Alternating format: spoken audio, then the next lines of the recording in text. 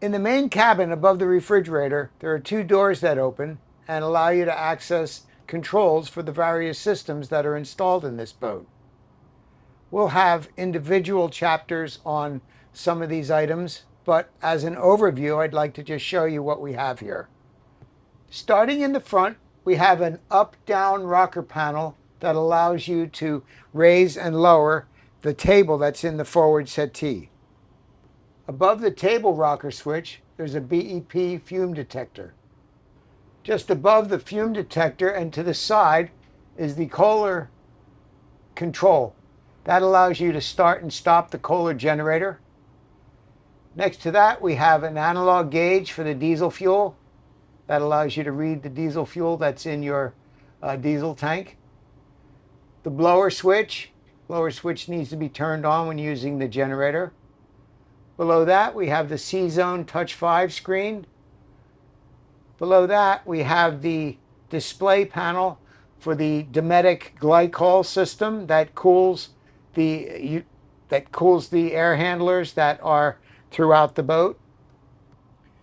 At the bottom of the Blue Seas panel, we have a port which allows you to connect a laptop to the C-Zone system. That's for factory use. Behind those arrays, we have the Blue Seas system 240-volt AC control panel. In the upper left corner, read your dock voltage.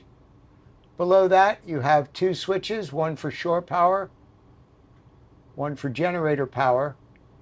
And using generator, you'll need to slide the shore power out of the way.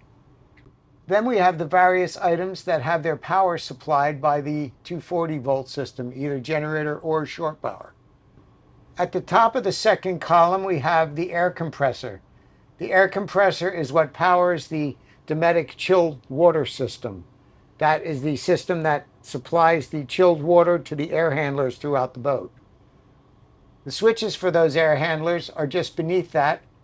There's air handlers for the cabin and air handlers for the bridge. You'll simply turn those on and be able to use the panels that are installed throughout the boat, which allow you to regulate your temperatures. In the third column aft, we have the water heater switch. To use the hot water heater, you'll simply turn that on. There's a spare beneath that. Then below that, we have the switch for the grill in the cockpit. That's the grill that's in the drawer in the aft cockpit on the port side.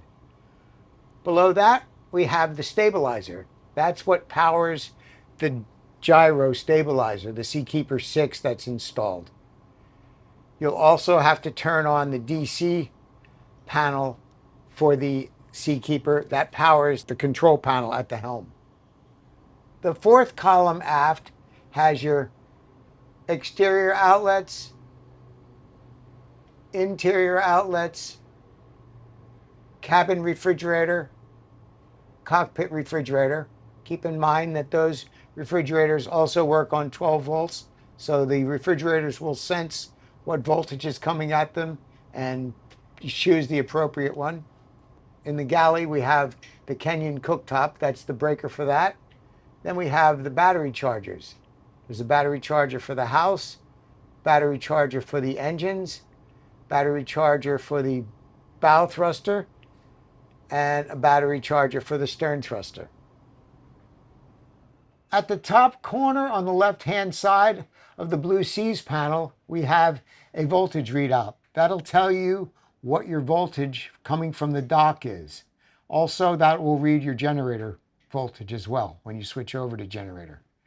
To use shore power, you'll simply press the 50 amp breaker that has labeled next to it that says shore power. That gives you power to all the systems that are on the other breakers of this panel. If you decide to use generator power, you'll need to turn off the shore power, slide this panel up, and then after you've started the generator and got some voltage coming out of the generator and it's been running for a minute or two, you can switch onto generator and then choose which of the options you'd like to use with your generator. So basically just turn on the generator after you've started it, and then select whichever appliances you'd like to use from there.